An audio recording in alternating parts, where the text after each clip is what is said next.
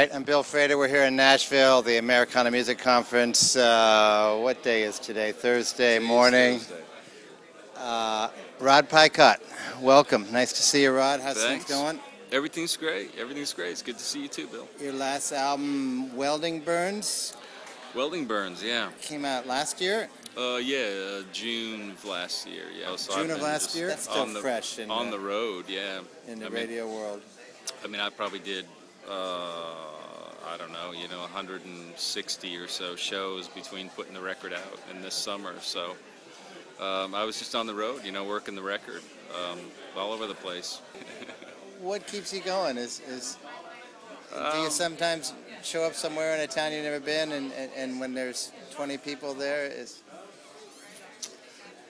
there something that is there something that makes you go to bed happy, satisfied? Well, I mean, a good show. I mean, it's hard to say what drives somebody to do this thing. I always think there's something a little bit off with anybody's psychology that wants to get up in front of people and ask them to applaud them for their work. Doesn't happen in any other. No. Right. No other job. Yeah. If you're a welder, the guys don't gather around at the end of your weld and clap. Yeah. And clap. So. The psychology of doing it is a little odd. I think. It's the kind of job, it's the kind of endeavor that if you're not really driven to do it for whatever reason, you should not do it, because you have to. It's an illness. It's hard to say what drives you to do it. It's just enormously satisfying. A good show, whether it's in front of 100 people or 1,000 people or 20 people, a great show is just enormously satisfying. There was a sort of period in the early to mid 70s where sort of rock and roll sort of merged with great writing, and I suppose a lot of that influence came from Dylan. He had such a huge influence, but you ended up with that period where you had sort of Jackson Browne and the early Springsteen stuff, which is so great, and even somebody like Patti Smith,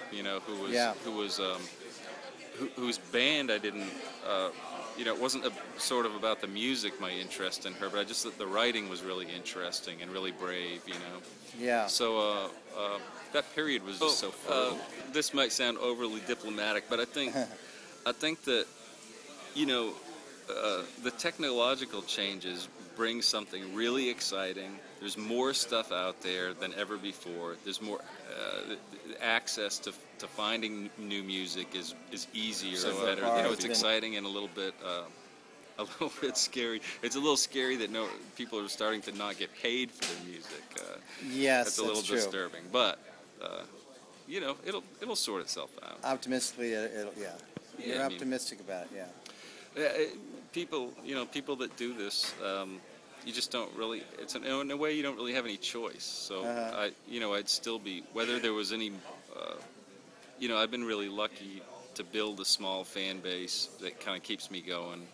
If I hadn't been lucky enough to do that, I'd still be doing it. Yeah. You know what I mean? I'd still be doing the work. Back to the illness, you mean? You're just drawn to do something for some reason. Yeah. You're just drawn to it from some interior place. It satisfies something in you, and isn't that can't something be to replaced. be grateful for? You're doing something absolutely. you love. Yeah. Absolutely. Yep. Well, what a pleasure having you. Thank you, Bill. Thanks. Rod Nice Picott, to see you. Good to see you. Thanks. Best of luck. Hope I See didn't you talk down too the... much. Nah, you were great.